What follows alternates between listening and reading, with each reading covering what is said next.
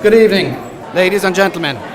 We're going to start the evening with a very special performance. I'd like you to welcome Alex Hughes. Alex is 10 years old and will play for us the Marine hymn on the bagpipes.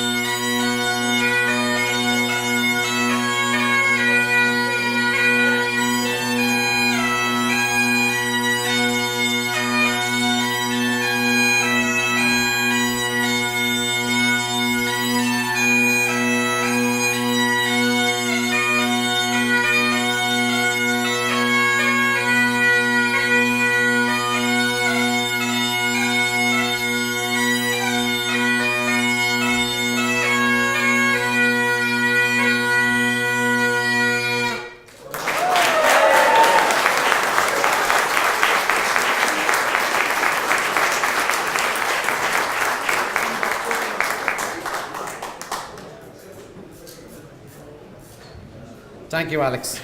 That was well done.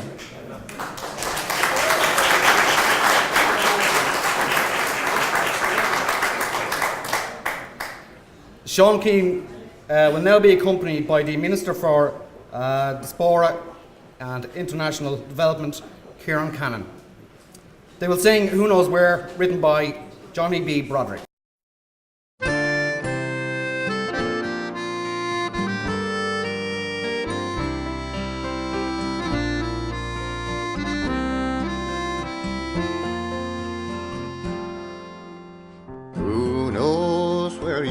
Dreams may take you when you leave the warmth of your home. Who knows where the compass will point you when you sail on a course that's unknown.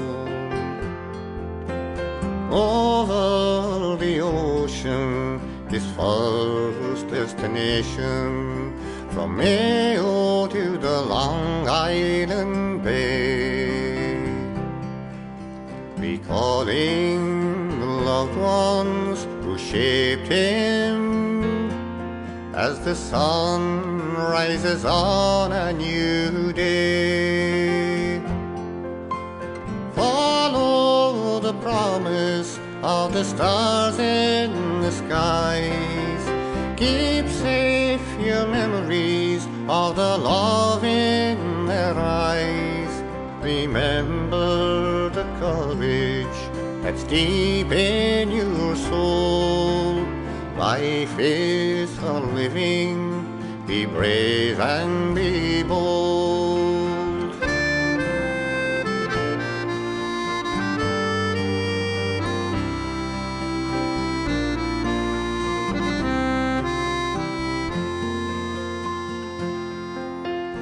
Who knows the reasons we make war? Who cares for the lives that will fall? To serve all with honor his mission, when he secretly answered the call. Over the ocean there came a great story of a son's selfless act in Vietnam. The lives of his comrades so precious, the gift of a true Irishman. Follow the promise of the stars in the skies. Keep safe your memories of the love in their eyes. Remember the courage that's deep in your soul. Life is for living, be brave and be bold. But at 23 years in the rice fields of Nam, the ultimate price he did pay. Who knows why your dreams are taken as the sun goes down on your last day? Follow the promise of the stars in the skies. Keep safe your memories of the love in their eyes. Remember the courage that's deep in your soul. Life is for living, be brave and be bold.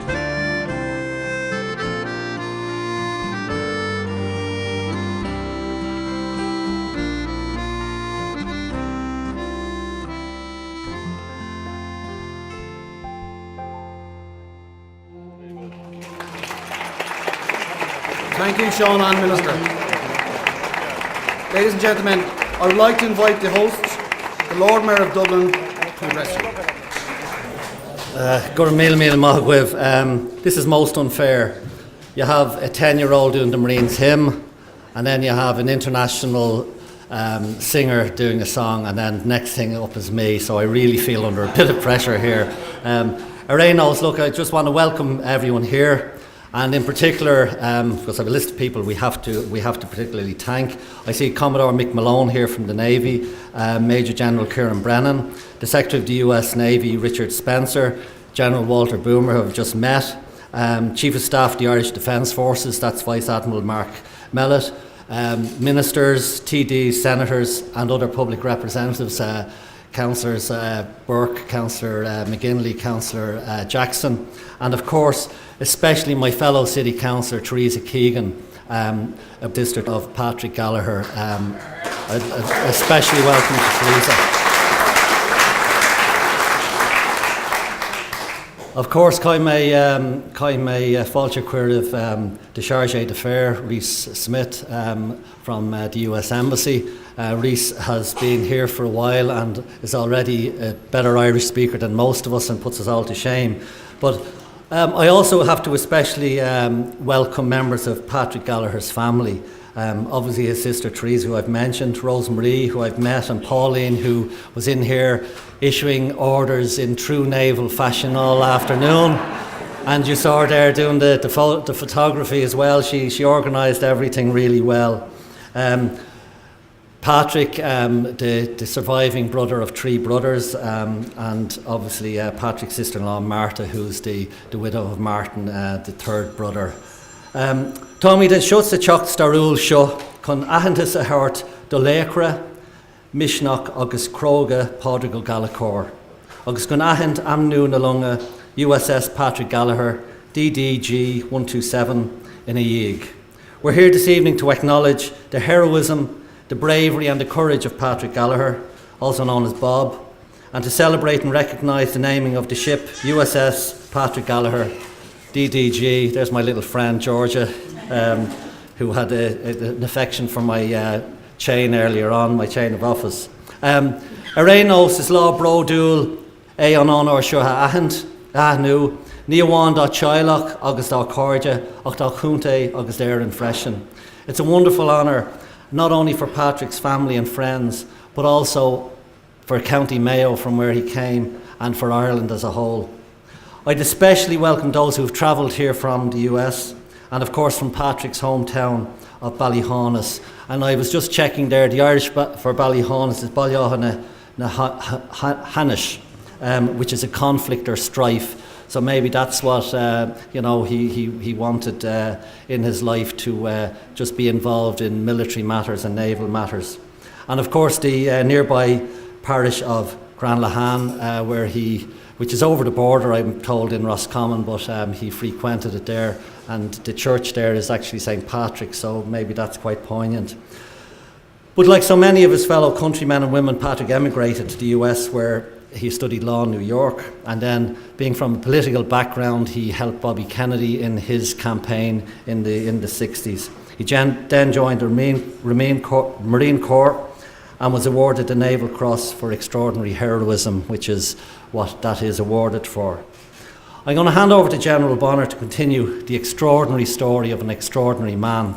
But in conclusion, I'm just going to quote just from the Bible, because it's I know the family are good Christians and religious, and I would share their views.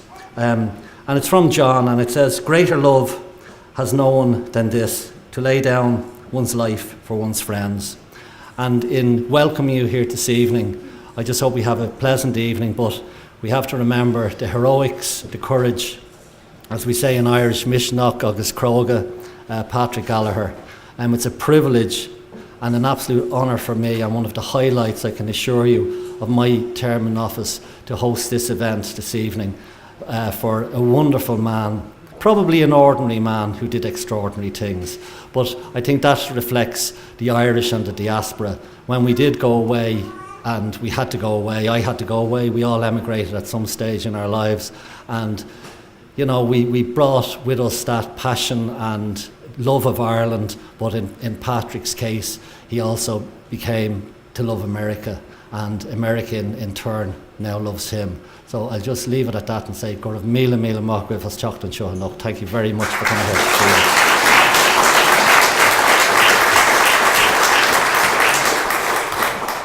I'd like to call on General Walter Boomer, retired. General Boomer was Patrick's captain in Vietnam.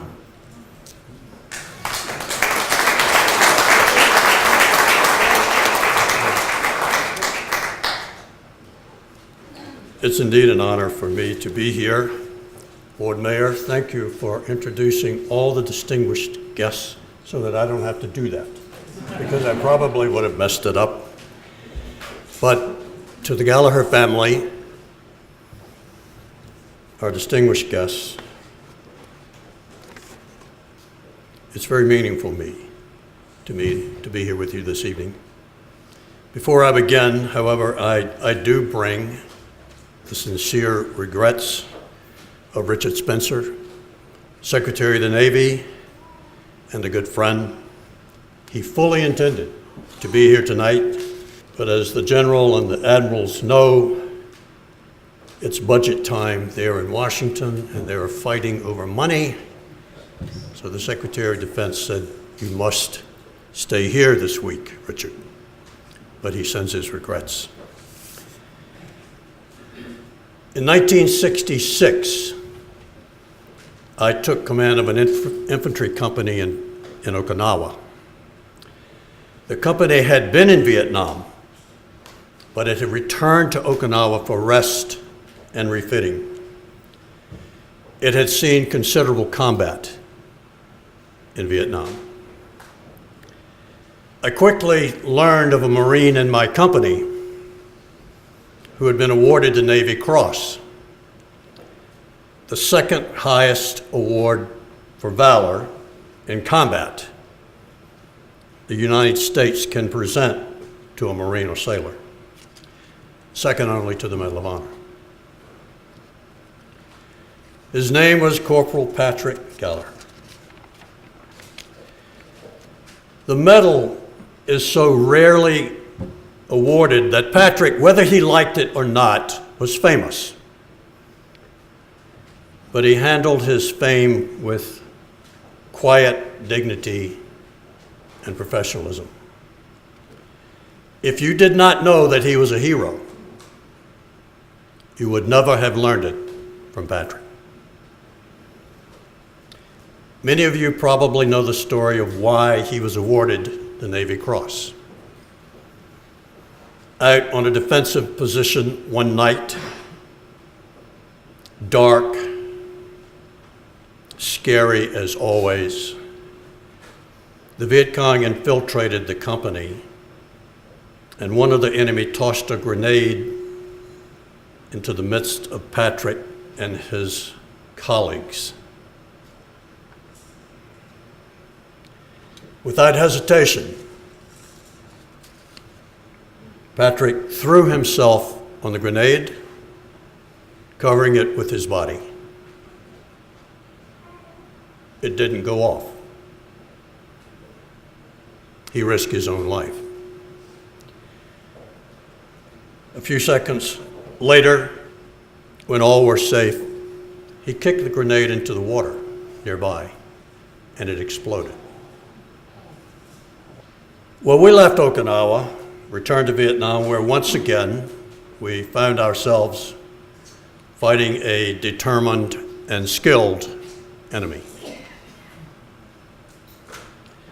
Not many weeks before he was scheduled to come home, we found ourselves in a bitter, intense fight. Gallagher was a machine gunner. Hearing the gunfire, he picked up his machine gun and ran to the fire to once again assist his fellow Marines. As he reached the fight, he was shot and killed instantly. I was at his side within minutes.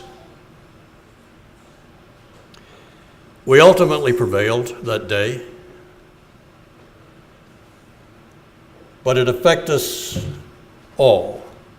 The loss of Patrick affected us all for the rest of our lives.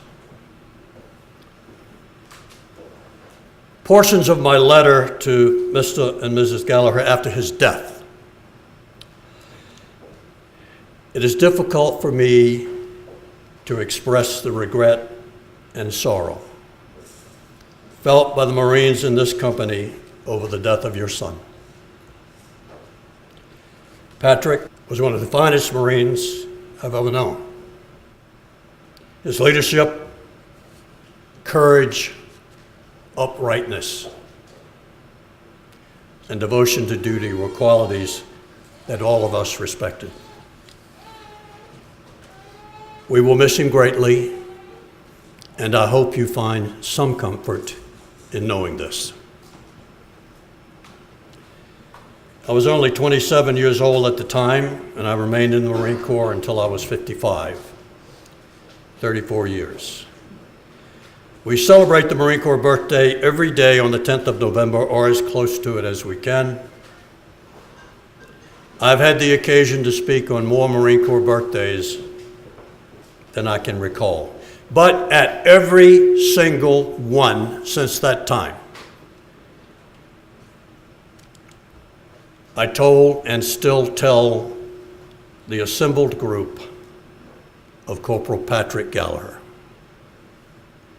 and his courage, and how we there present should try and hold ourselves to his standard. Patrick was an American hero and an Irish hero. Pauline told me that her mother lamented that Patrick would be forgotten. No, Mrs. Gallagher, Patrick will never be forgotten.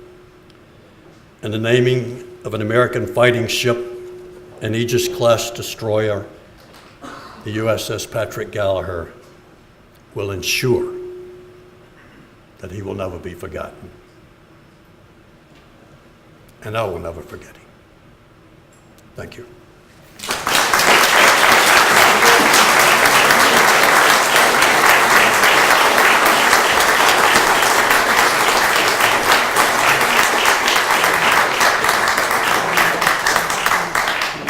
Thank you, General. Ladies and gentlemen, please welcome Chief Staff of the Irish Defence Forces, Vice Admiral Mark Meadows.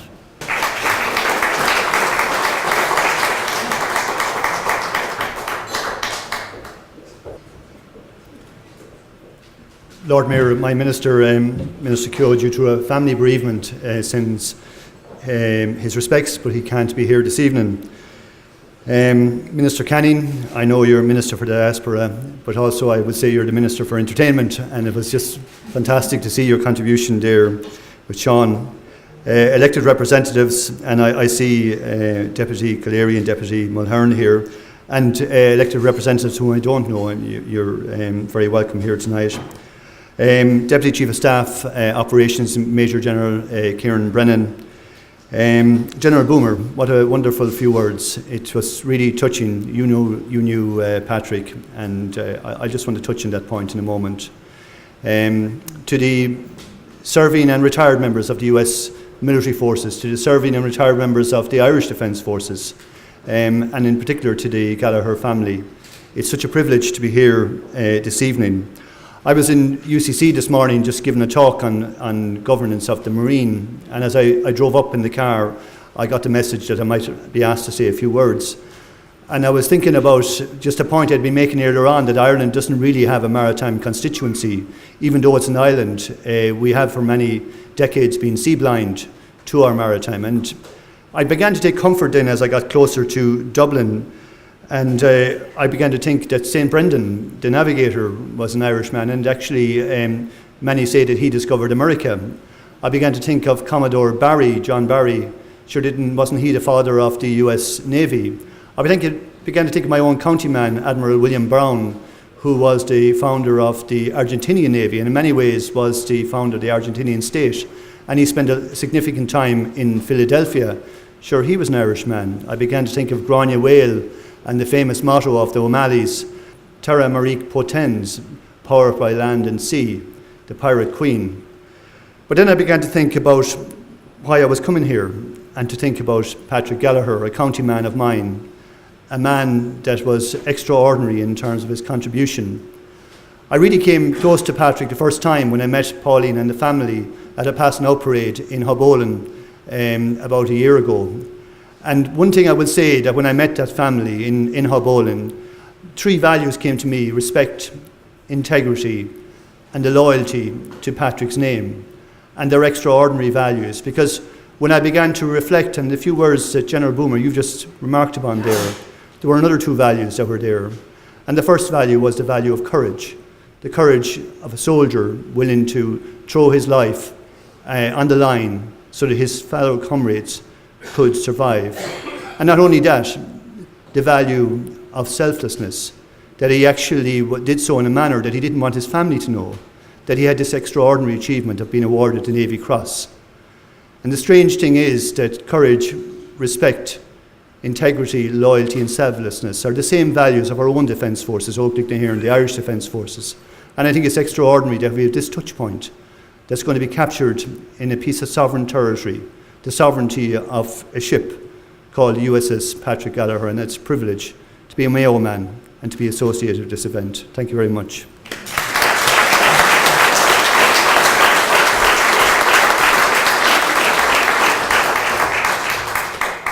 Thank you, Admiral Meadows. I'd like you to welcome the Chargé d'Affaires for the United States Embassy, Mr. Reese Smith.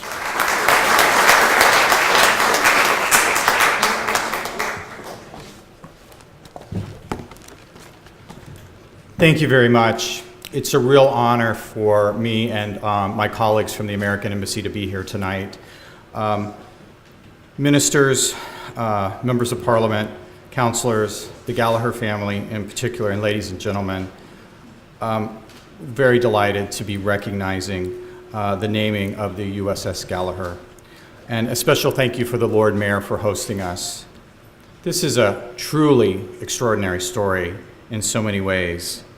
Irish Americans have made so many contributions to the American way of life, but none more important than the ultimate sacrifice that men and women have made in service of our country.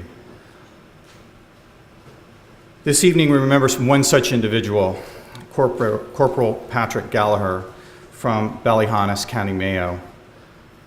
Patrick left these shores when he was only 18 and went to the United States, joining the Marine Corps and serving in Vietnam during some of the most intense fighting during that war. We've heard the firsthand story from General Boomer, who was there. Quite an extraordinary story.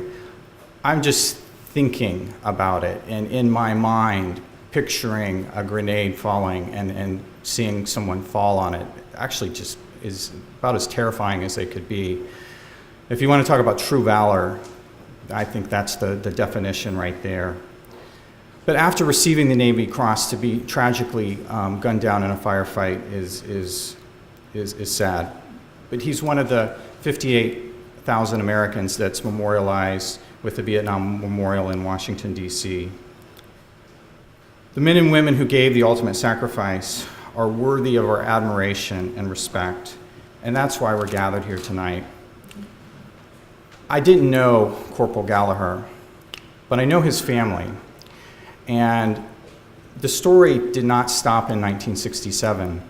This family kept their brother's memory, their son's memory alive, and 50 years later, to have an American military vessel named after Corporal Gallagher is one of the most extraordinary stories I've ever heard in my life. This is really a 1 in a million or even greater odds story. To overcome that and to see this realized took a lot of effort. So knowing the Gallagher family and the dedication and persistence that it must have taken to do this, I realized that he must have been very special too. I really would like to thank you for letting us be part of this. You know, we have our Marines here, and I think we've got more people from the American Embassy than I've seen at any event, an outside event. So I think we're all honored and happy to be here to be part of this. And I know that the Marines went, and they went to the Memorial Mass and Parade in Ballyhonus in honor of Corporal Gallagher. And the one thing that I heard was how much it meant to them and how moving the ceremony was, and I know what they're experiencing tonight. So I want to thank the Gallagher family and the people of Ballyhonus, and I want to thank you for being so hospitable and generous with us tonight. This is really a beautiful story and such a special occasion to be part of, so thank you.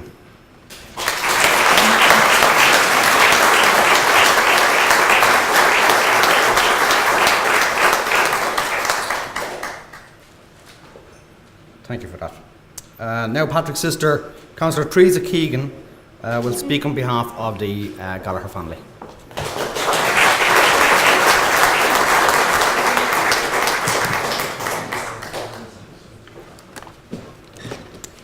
Hi, good evening everybody. And on behalf of Bob Patrick Gallagher, I'd like to welcome you to the Mansion House, and it's an honour for me to be here today. And I want to thank you for making the journey from all parts of the world to be here today. Firstly, I want to say a few words of thanks to our Lord Mayor for inviting us and hosting this celebration. I also want to thank the Lady Mayoress for letting us use her parlour this evening. And thank you very much, Lord Mayor. In particular, I would like to thank the following for attending this evening: the Governor, Ministers, members of the Dáil and the Senate, my fellow councillors, and the Assistant Director of Finglas, Aidan Marr, foreign diplomats, retired serving members of the United States Marine Corps, serving members of the Irish Army and Navy, and most of all, my family and friends. It is a very special night for my family, and I want to share a few thoughts and express thanks, and that of my family, to a number of people without whose help this ship would never be named. On the 2nd of April 1967, the world and that of my family changed forever. That was the day that we were informed that my eldest brother Patrick had died in Vietnam. Nothing would ever be the same again. Our age of innocence was gone forever. Patrick was killed on the 30th of March, however, but it took 3 days for the news to reach Ballyhonus. We didn't have the media and coverage that we have today. To the television and news media who descended on our small village in the west of Ireland, it was a story about an Irishman, highly decorated war hero, who had been killed while serving in the United States Marine Corps in Vietnam. To my family, it was a tragedy beyond imagination. My mother and father had been preparing to greet their eldest son for the first time in over a year. The eldest son in rural Ireland had a very special place in Ireland at this time. The fact that he was decorated for bravery and for something that we are extremely proud was secondary to having him home safe. There would be great celebrations on his home visit, or so we thought. But there is a saying, God smiles when he hears us making plans. However, the preparation would turn to be a wake and a funeral. To lose their eldest son in such a manner, so close to him being expected home, was such a tragic. Bob, as his friends called him, and whom I loved and admired, was gone forever. There would be no welcome home and no celebrations. My parents, instead of having a hero to honour, were faced with a very public funeral, and they endured that with dignity and fortitude. He had just turned 23 years of age, and he had his whole life ahead of him. Ironically, the plane that brought his coffin home was the same plane that he had booked to come home for the celebrations. In the world of the late 50s and 60s, Vietnam and Southeast Asia was a place that we knew very little about, rather than that there was a war going on there and that the Americans was involved. The news of this bravery award, we were unaware that he was even serving in Vietnam. My parents, though not rich financially, understood the value of education. They wanted the very best for each and every one of their children. And to them we owe a great amount for the sacrifices they made on our behalf. For this honor, they allowed my 2 eldest sisters and my brother to travel to the United States to continue their education. Because back in the 60s, there was no such thing as free education, and there was no such thing as free transport.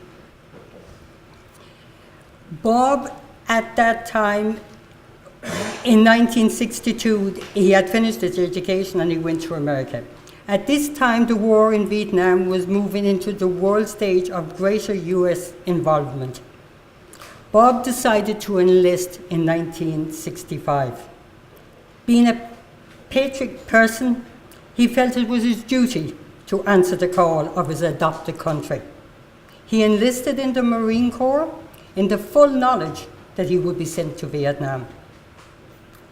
Bob could have avoided service, as others did, but he felt it was his duty to serve. From correspondence received by my family and members of the Corps, value of the Marine Corps, honor, courage, and commitment appealed to him. He loved God, the Corps, the country, and he was very proud of his comrades in the Marines. In the Marines, he found a second family, one that he could be proud of and be part of, and it was an honor for him to wear the uniform. Marines offered him the chance to make a difference. I am reminded of something that President Reagan once said about the Marines. Some people wonder all their lives if they have made a difference. Marines don't have this worry. My brother believed he was making a difference. It was little surprise that he was decorated for bravery in '66. He risked, as people has already told you, certain death to save his comrades. For this act of valor, he was awarded the Navy Cross, the second highest military decoration in the US. Modestly, he did not disclose this award to his parents or even to his brothers Peter, who were as thick as thieves and told each other almost everything. He did this because he didn't want to worry them and did not want to let them know that he was in a combat zone in Vietnam. It was only when the international media began to focus on the award that he had to tell his parents of the great honour of which he had been awarded. In December '66, he modestly played down the award. However, this medal was personally presented to him by General Westmoreland, the Supreme U.S. Commander of the U.S. forces in Vietnam. Following the award, he was due to return home, as I said, in early '67 for an extended holiday. And in the correspondence he sent home, and some of you may see them, he was looking forward to this, especially for his two younger sisters, whom he had little or no contact with prior to him leaving for the US in '66, other than the short visit he had home in '66. Sadly, this was not to be. He would never see them again. As I live my life, I think of Bob, and I ask myself the eternal question, what if? What would he have achieved in his life? Would he have made a difference? All his nieces and nephews he has never met, and his grandniece is here tonight. What a cruel and sad thing to have happened to such a brave young man. That my parents were devastated by this tragic death is an understatement. I don't know how they coped with the pain of losing their eldest son and faced the news and media that had surrounded his funeral. It was a courage and bravery of a different kind that they faced such an ordeal and saw it through with dignity and honour. As they say, the Lord give it and the Lord take it away. In the years that followed Bob's funeral, there was little or no contact with various US administrations, other than that the American Legion never forgot and always visited his grave on at least once a year and put a new American flag on his grave. But again, the Lord works in a mysterious way, and a campaign for naming the ship came out of the blue. A chance meeting of two Irishmen started a petition that led us to this night. The petition to have the ship named after my brother was the brainchild of two men, Mr. Martin Durkin, that's with us tonight, and Marcus Donnelly, that's in Dallas and too busy with his pub to come and unfortunately can't be here.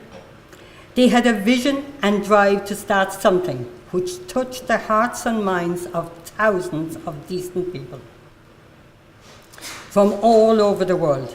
This would never have happened without their combined effort. Thanks you is two words which we can never express our appreciation to you both.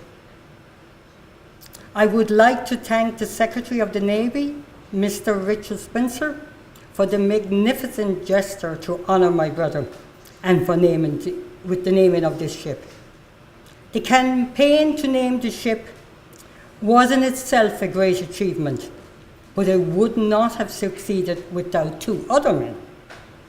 Retired four-star General Walter Boomer of the United States Marine Corps, whose influence and support on our behalf and my brother cannot be measured. We salute you, sir. Retired Brigadier General Mike Neal, United States Marine Corps, must also be thanked.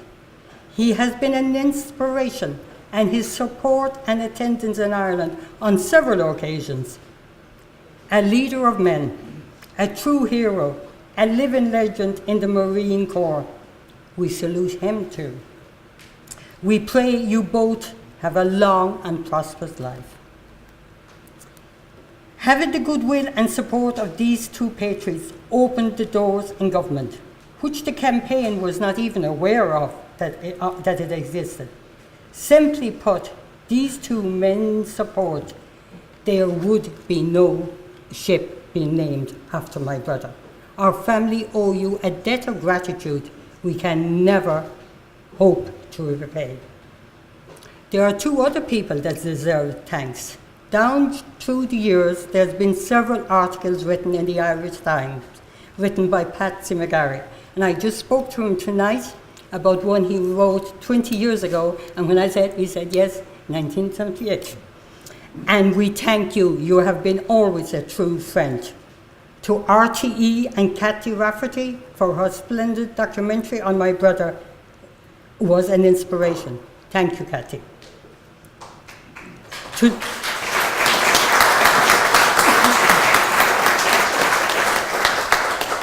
To lose somebody that matters to us, we often struggle to find a way to honor them in their passing. I cannot think of a more powerful gesture to honor my brother's sacrifice than to name this ship. The sacrifice is at least not forgotten. He made a difference. Again, I want to thank you all for coming here tonight. And I also want you to raise your glasses if you may. 77 years ago today, my parents, Mary and Peter Gallagher, got married in Bacon Church, just outside Ballyhonnet. And I hope they and the rest of my family are looking down at all of you today and feeling as happy and as honoured as I am for a thing. Thank you so much and God bless you. Before I go, the committee from Ballyhonnet that organised the first thing, it was on my list, and I forgot to tell you, Evan Maguire and all the committee from Ballyhonnet. Thank you as well. Thank you very much.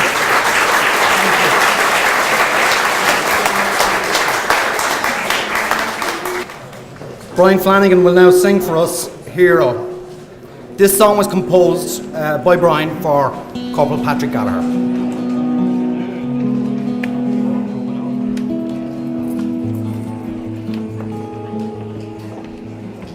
Tale began in '62. Left the land and all you knew. Another child to leave this western shore. Just 18, you waved goodbye to echoes of a mother's cry. A story told 1,000 times before. You dreamt across Atlantic Sea, where you heard old Lady Liberty say, welcome to the land the brave call home. Handsome lad stood broad and tall, though few your words meant them all. The chance was nigh to make a life your own. Bricks at first you plied your trade, discovered how this man was made, to learning of the law your calling found. Rallied round the righteous man, but fate puts pay to best laid plans.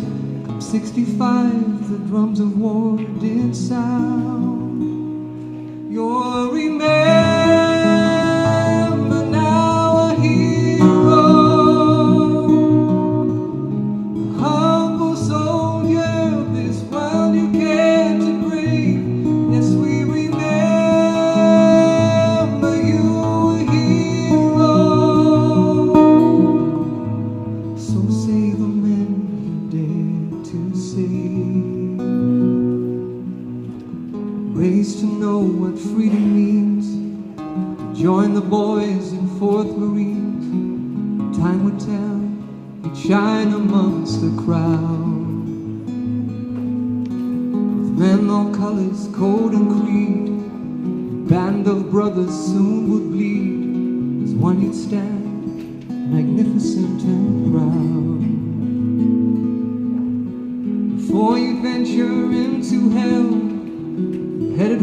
to say farewell. Your silence left poor worry at the door. Spend some time with those you love. Like them you'd pray to God above. Make it safely home from bloody war. To the darkest depths were flung. 22 and still so young. Straight into the devil's soul you'd stare. You sacrificed yourself to save your brothers from that cold grenade. For courage shown, a cross you'd have to bear. You're remembered now, a hero, a humble soldier.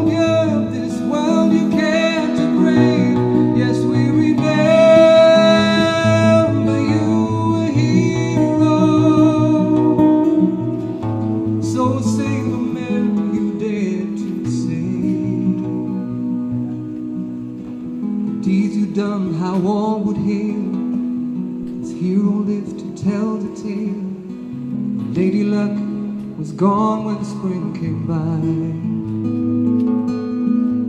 March 67, south to Nang. From out of nowhere, bullets sang. For 9 young men, the time had come to die. Music broke, you boys had gone.